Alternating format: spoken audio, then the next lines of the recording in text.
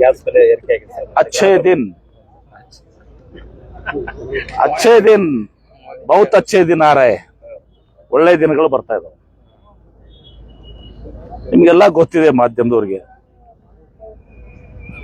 2014 ಮುಂಚೆ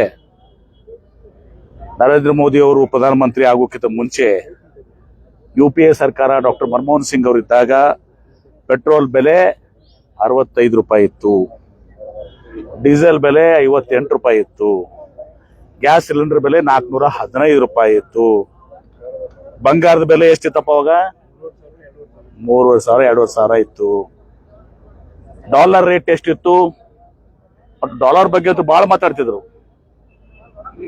58-60 ರೂಪಾಯಿ ಇತ್ತು. ಈಗ ಡಾಲರ್ ರೇಟ್ ಎಷ್ಟದ 96 ರೂಪಾಯಿ ಅದ.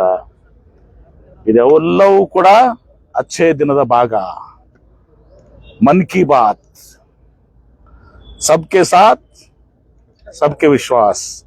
ರೈತರ ಆದಾಯ ದ್ವಿಗುಣ, ಫರ್ಟಿಲೈಸರ್ ಸಿಗಲಾಕತ್ತಿಲ್ಲ, ರೇಟ್ ಅಂತೂ ಬಿಟ್ಟು ಬಿಡ್ರಿ, ಫರ್ಟಿಲೈಸರ್ ರೇಟ್ ಡಬಲ್ ಟ್ರಿಬಲ್ ಸಿಗ್ಲಾಕತ್ತೂ ಇಲ್ಲ. ಈಗ ನಿನ್ನೆ ಡಿಸಿವರ್ ಸರ್ ಫರ್ಟಿಲೈಸರ್ ನಮ್ಮ ಕಡೆ ಇಲ್ಲ ಅಂತೇಳಿ, ಅದಕ್ಕೆ ನಾನು ಸರ್ಕಾರದಲ್ಲಿ ಮಾತಾಡಿ ಆ ಫರ್ಟಿಲೈಸರ್ ಅನ್ನ ಪಡ್ಕೋಬೇಕು. ಯಾಕಂದ್ರೆ ಮನ್ಸೂನ್ ಬಂತು, ಈಗ 8ನೇ ತಾರೀಕಿಗೆ ನಾಳೆ ಪ್ರಾರಂಭ ಆಗ್ತದೆ ಅಂತ ಎಲ್ಲರೂ ಕೂಡ ಇದು ಮಾಡಿದ್ದಾರೆ.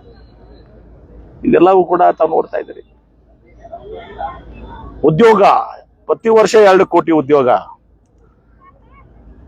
12 ವರ್ಷ 24 ಕೋಟಿ ಉದ್ಯೋಗ ಸೃಷ್ಟಿ ಆಗ್ಲಿಲ್ಲ. ನೋಟ್ ಬ್ಯಾನ್ ಮಾಡಿ ಇರೋ ಉದ್ಯೋಗನೂ ಕಳೆದ್ರು. ಮುಂದೆ ಏನ್ ಹೇಳಿದ್ರು, ಪಕೋಡ ಮಾರಕ್ ಹೋಗ್ರಿ ಅಂತ ಹೇಳಿ. ಆ ಪಕೋಡ ಮಾರಕ್ ಹೋಗ್ಬೇಕಂದ್ರೂ ಕೂಡ ಕಷ್ಟ ಅದ. ಯಾಕಂದ್ರೆ ಈಗ ಗ್ಯಾಸ್ ಸ್ಟೋವ್ ಇಲ್ಲ, ಸಿಲಿಂಡರ್ ಇಲ್ಲ, ಎಣ್ಣೆ ಬೆಲೆನೂ ಕೂಡ 200 ರೂಪಾಯಿ ತಲುಪದ. ಎಲ್ಲವೂ ನಮ್ಮ ಪ್ರಧಾನಮಂತ್ರಿ ನರೇಂದ್ರ ಮೋದಿ ಅವರ ಕೊಡುಗೆ. ವಿಶ್ವಗುರುಗಳು ನರೇಂದ್ರ ಮೋದಿ ಅವರ ಕೊಡುಗೆಗಳು.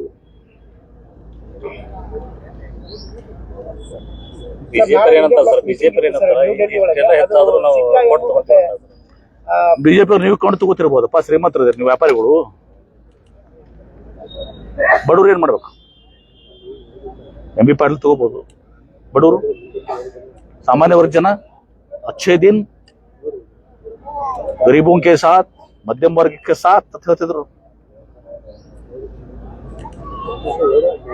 ನೀವು ಮಾಧ್ಯಮದವ್ರು ನೀವೇ ಆತ್ಮಲೋಕ ಮಾಡ್ಕೊಂಡು ನಿಮ್ಗೆ ಏನ್ ತಿಳಿದದು ಬರೀರಿ.